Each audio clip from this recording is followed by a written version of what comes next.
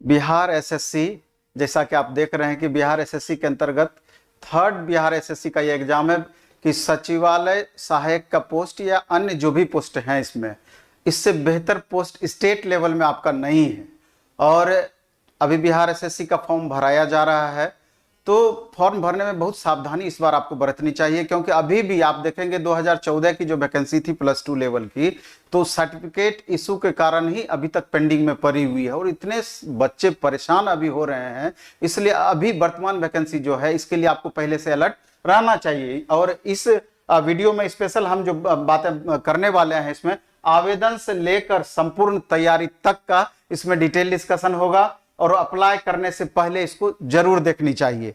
तो इसमें आखिर क्या प्रमुख है, क्या मुख्य मुख्य बातें हैं, इस पर हम चर्चा करना चाहेंगे। अभी जो भी स्टूडेंट जो ग्रेजुएशन पास हैं, ग्रेजुएशन किए हुए हैं, उन स्टूडेंट के लिए इससे बेहतर अपॉर्चुनिटी नहीं होगा, क्योंकि सिलेबस भी जो इसका है वो 100% फेवरेबल जनरल कॉम्पिटिटिव एग्जाम्स की तैयारी करने वाले बच्चों के लिए है। चूंकि 25 क्वेश्चन इसमें मैथ है, अर्थमेटिक सेक्शन वो भी 25, साइंस आपका फिजिक्स केमिस्ट्री बायो मिला करके है, 50 क्वेश्चन रीजनिंग से है। इसके अलावा 50 क्वेश्चन में history, polity, economy, geography, current affairs और 2-4-5 क्वेश्चन आपका बिहार सेक्शन से रह सकता है। टोटल कुल मिलाकर के 150 क्वेश्चन इसमें अभी पीटी में आपका पूछा जाएगा। तो इसी का संपूर्ण चर्चा के लिए हम ये वीडियो बनाए हैं। तो इसका अब आते हैं इसमें डिटेल क्या क्या है।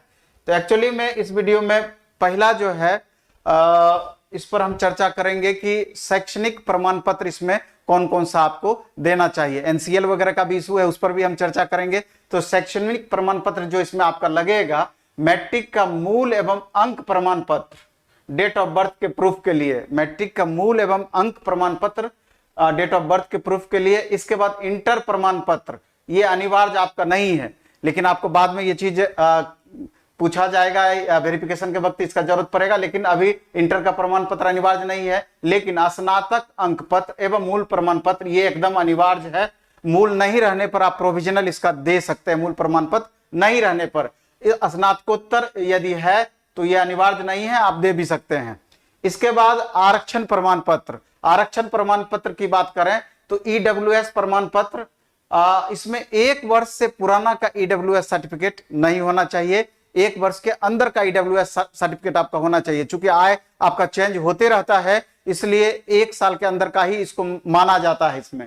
इसके बाद ओबीसी के केस में, ओबीसी में आपका BC1 BC2 दोनों आ जाएगा। इस केस में एनसीएल सर्टिफिकेट जरूरी है, non criminal certificate, NCL certificate आपका जरूरी है। और एनसीएल का ही अभी विवाद है, बहुत बड़ा इशू है, इसलिए ये भी जो सर्टिफिकेट आपका होना चाहिए, 1 साल के अंदर का ही एनसीएल सर्टिफिकेट होना चाहिए। इससे पहले का अगर है तो अभी नया एनसीएल सर्टिफिकेट आप बना लें। और SC ST के केस में आपका कास्ट सर्टिफिकेट से काम चल जाएगा, SC ST के केस में। इसके बाद आवास प्रमाण पत्र और हैंडीकैप्ड या स्वतंत्रता सेनानी आदि का दावा से संबंधित प्रमाण पत्र। यदि आप हैंडीकैप्ड हैं या स्वतंत्रता सेनानी के परिवार से बिलोंग करते हैं तो उसके लिए जो दावा प्रमाण पत्र होना चाहिए ये आपके लिए अनिवार्य होगा। इसके अलावा जो हम देखेंगे कि डॉक्यूमेंट्स या आवेदन भरते समय किन किन बातों का ध्यान रखना चाहिए, तो लास्ट डेट तक उत्तीर्ण स्नातक होना चाहिए। यानी कि लास्ट डेट तक, यानी कि 15 मई का जो डेट आपका निर्धारित किया गया है, उससे पहले का आपका ग्रेजुएशन क्लियर होना चाहिए, क्योंकि वहां सर्टिफिकेट नंबर मांगेगा। जब तक कि आप ग्रेजुएशन पूरा फाइनल नहीं किए रहेंगे तो वो नंबर आप कहां से भरेंगे। अपेयरिंग वाले को इसमें अलाउ नहीं किया गया है। इसके बाद SC ST जाति प्रमाण पत्र, निवास प्रमाण पत्र। ओबीसी के केस में यानी BC1 BC2 के केस में एनसीएल 1 वर्ष से पुराना नहीं होना चाहिए, 1 वर्ष के अंदर का होना चाहिए। और पुराना होने पर 18B में स्व घोषणा पत्र देना होगा, एक ऑप्शन उसमें दिया गया है। इसके आगे जो दिया गया है कि महिला अगर विवाहित है तो विवाहित महिला को पिता के नाम का जाति प्रमाण पत्र या एनसीएल होना चाहिए। अगर विवाहित महिला है तो पिता के नाम के आधार पर जाति प्रमाण पत्र या एनसीएल होना चाहिए।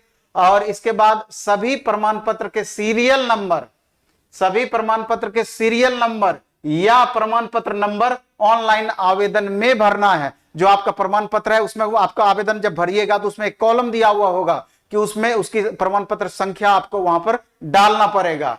अतः सभी प्रमाण पत्र ऑनलाइन आवेदन की अंतिम तिथि से पहले का निर्गत होना चाहिए। चूंकि वहां सीरियल नंबर खोजेगा, इसलिए अंतिम तिथि के पहले का सारा प्रमाण पत्र आपका होगा, तभी वो चीज कर पाइएगा। इसमें एक चीज स्पेशल जो एनसीएल के केस में है, जहां सबसे ज्यादा बच्चों को प्रॉब्लम क्रिएट होता है, तो एनसीएल बनाने के लिए तो आपको आय, जाति, निवास, ये तीनों पहले बनाना होगा। एनसीएल बनाने के लिए आय, जाति, निवास, और अभी आपका 1 से 2 दिन के अंदर में ये बन जाता है। और 1 से 2 दिन ऐसे डायरेक्ट तो नहीं बनेगा, लेकिन जो आप जहां अंचल में जाइएगा बनाने के लिए, वहां थोड़ा सा उनसे मिल करके रिक्वेस्ट करने पर या अन्य जो भी माध्यम हो, थोड़ा सा उस पर अप्रोच कीजिएगा, तो 1 से 2 दिन में आय, जाति, निवास आपका बन जाएगा। इसके बाद एनसीएल जो होना चाहिए ये अंचल के स्तर का भी चलेगा, और नहीं तो सबसे बेस्ट होगा कि अनुमंडल के स्तर का आप एनसीएल वहां पर सबमिट करें, तो वो सबसे बेस्ट ऑप्शन होगा। और 1 साल के अंदर का होना चाहिए, उससे पहले का है तो नया एनसीएल आप बना लें। और SC ST वालों को एनसीएल नहीं लगेगा, सिर्फ ओबीसी वालों को लगना है। SC ST कैंडिडेट को सिर्फ जाति प्रमाण पत्र से काम चल जाएगा।